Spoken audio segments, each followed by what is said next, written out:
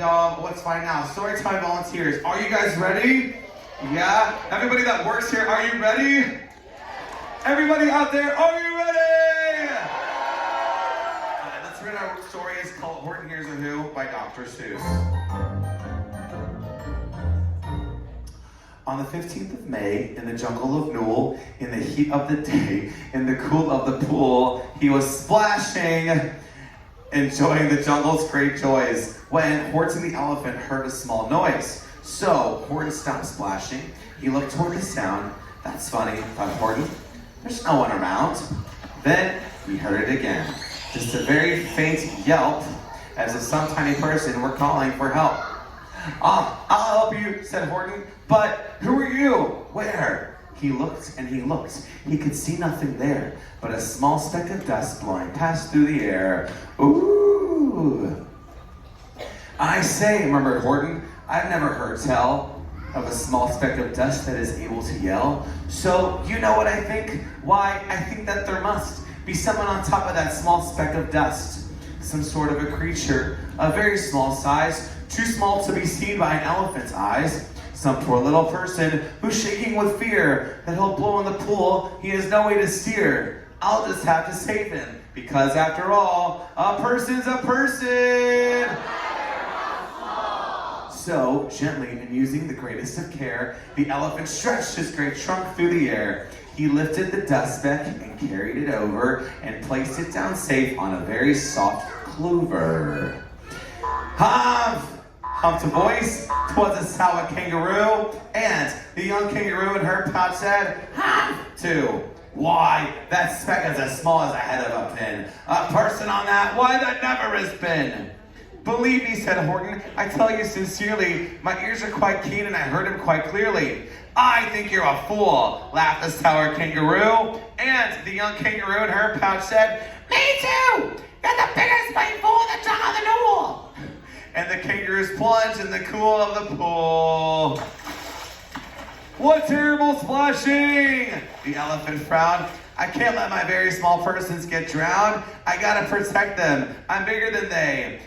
So he plucked up the clover and hustled away. Should I put this speck down? Horton thought with alarm. If I do, these small persons may come to great harm. I can't put it down, and I won't after all. A person's a person!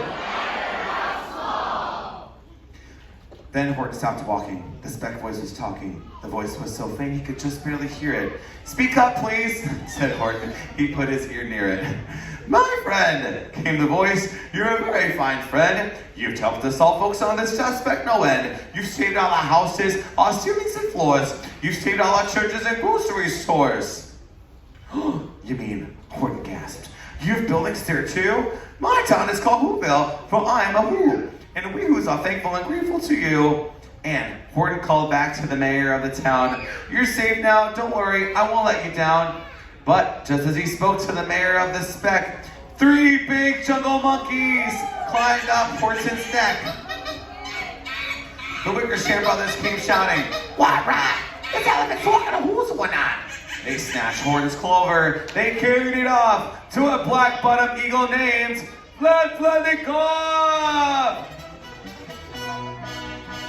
And before the poor elephant even could speak, that eagle flew off with the flower in his beak all that late afternoon, and far into the night, that black-bottomed bird flapped his wings in fast flight, while Horton chased after with groans over stones that tattered his toenails and battered his bones, and begged, please don't harm my little folks too, have as much right to live as those bigger folks do.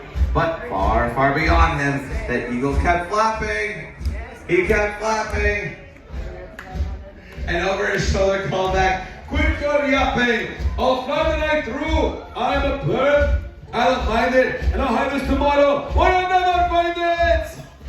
And at 6:56 the next morning, he did it. It sure was a terrible place that he hid it. He let that small clover jump somewhere inside a great patch of clovers. Clovers, everybody put your clovers up. 100 miles wide. Find that near the bird, but I think that you will fail. And he left with the flip of his black-bottomed tail. Okay, we need you to flip your bird. Flip your tail, sorry. Flip your tail. All right. I'll find it, cried Horton. I'll find it, or bust. I shall find my friends in my small speck of dust. And clover by clover by clover with care, he picked up and searched them and called, are you there? Then on through the afternoon, hour after hour, till he found them at last on that 3 millionth flower. My friends, cried the elephant, tell me, do tell. Are you safe? Are you sound? Are you whole? Are you well? From down in the speck came the voice of the mayor.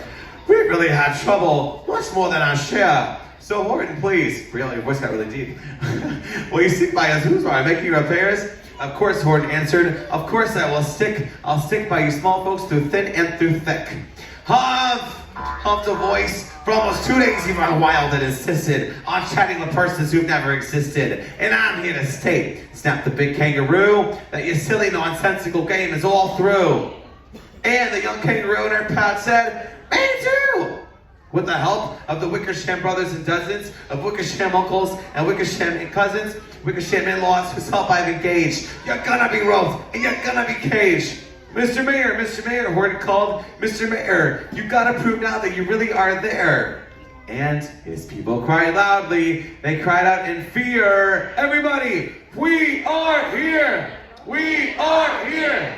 We are here! We are here! The elephant smiled. That was clear as a bell. You kangaroos surely heard that very well. I heard no small voices, and you didn't either. And the young kangaroo in her pouch said, me neither! Grab him! They shouted, and caged the big toe. Lasso his stomach with 10 miles of rope. Horton fought back as they started to haul him into his cage, but he managed to call to the mayor, don't give up, I believe in you all. A person's a person. The mayor grabbed a tom-tom, he started to smack it, and all over Whoville they whooped up a racket. They rattled tin kettles, they beat on brass pans, on garbage pail tops, old cranberry cans.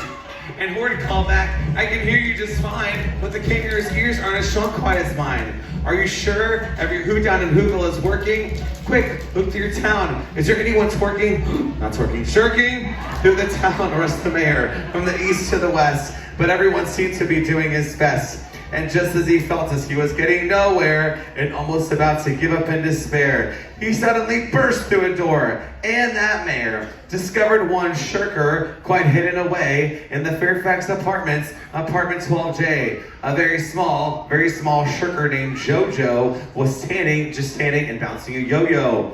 Not making a sound, not a yip, not a chirp, and the mayor rushed inside, and he grabbed the young twerp. And he climbed with the lad up the Eiffelberg Tower. This, cried the mayor, is your town's darkest hour. So open your mouth, lad, for every voice counts. Thus he spoke as he climbed. When they got to the top, the lad cleared his throat and he shouted. No, not her, him. Olivia. Make him say it. And he shouted. Louder. Yup! And that yup! That one small extra yup put it over. Finally, at last, from that speck on that clover, their voices were heard. They rang out clear and clean, and the elephant smiled. Do you see what I mean? They prove they are persons, no matter how small, and their whole world was saved, but the smallest of all. How true. Yes, how true, said the big kangaroo. And from now on, you know what I'm planning to do? From now on, I'm going to protect them with you. And the young kangaroo in her pouch said, me too! From the sun, in the summer, from rain when it's fallish, I'm going to protect them no matter how smallish. Nice. All right, ladies and gentlemen, give it up for your cast of Horton Hears. Take a bow. Be careful, Andrew. Don't drop your head. All right.